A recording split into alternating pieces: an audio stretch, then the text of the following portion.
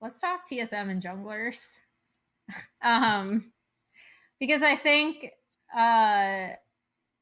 Spica has actually a lot of the dreaded P word, which is potential.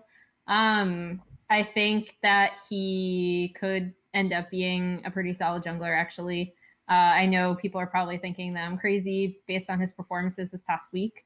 I think when you have a young jungler like this, and a lot of Spica's issues are timing, sometimes I'm not going to go as hard in on him as Tyler did and say it looks like he's playing a different game, but sometimes last week he did. It really does seem like he is not paying attention to what's going on the rest of the map.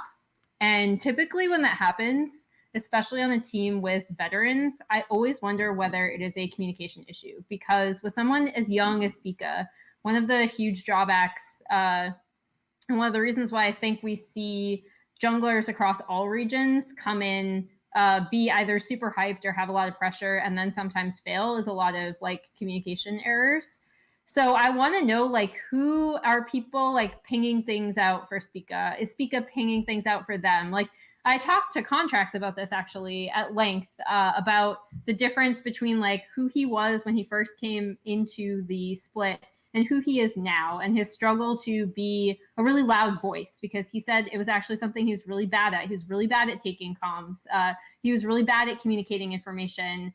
So it just makes me wonder what the situation inside TSM is like, and who's communicating what, and how they're kind of bringing up Blabber. And in that way, like, Meteos could work out really, really well, or he could work out really, really poorly, actually, if he has a different idea of how he wants to play the game from Bjergsen and Doublelift, who I presume are very loud voices on the team. And I think, I mean, they had the treats experiment this past week, which I don't really think. I'm glad they like gave him a chance, and I kind of hope they just stick with him to see how he develops as a player. But I also think that it didn't address a lot of TSM's issues, which to me come in a lot of their mid-game communication and their map movements, and how they respond to what their opponents are doing. And I think that also ties into why Spica may look really, really bad at times, because it could be just a communication breakdown. And it also could just be a lack of experience in his part, which is not great if it means that he's getting caught out, if it means that he just looks so separate from the team and their vision and what they're doing in different parts of the map.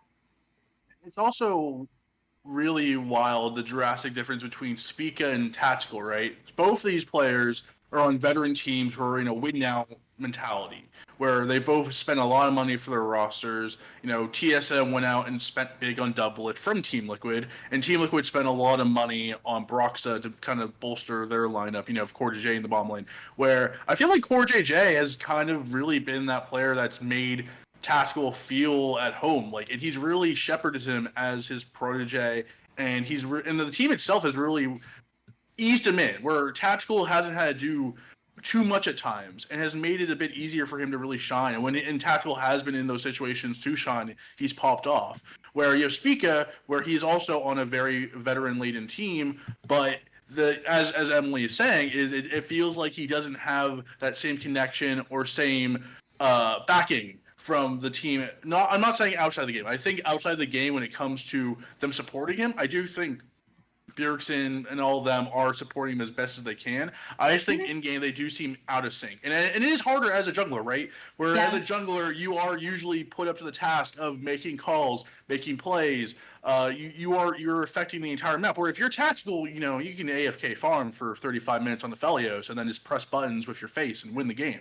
So it is a bit easier as an AD carry. Yeah, I was gonna say that's what I was gonna bring up, is like Tactical gets like I think Tactical's performed well, right? I'm not trying to take anything away from him, because I think you can see like visible improvement in his play, right? But he also does get the added benefit of the fact that he is a bot laner and not a jungler, where they're not requiring him to make a lot of early proactive plays, whereas Spica kind of has to by nature of his position, and he also has to be a strong communicator by nature of the position too. He doesn't really have anybody that can, like Tactical, I don't mean this in a negative connotation, but handhold him, right? Like, Core JJ can sort of like, big brother Tactical in a sort of way and like help him develop, whereas like Jungle is a position where it's incredibly demanding and you're on a team with players who are notably demanding for jungle pressure also. So to me, like the job is a lot harder for Spica, and I also don't think he's as talented of a player as Tactical.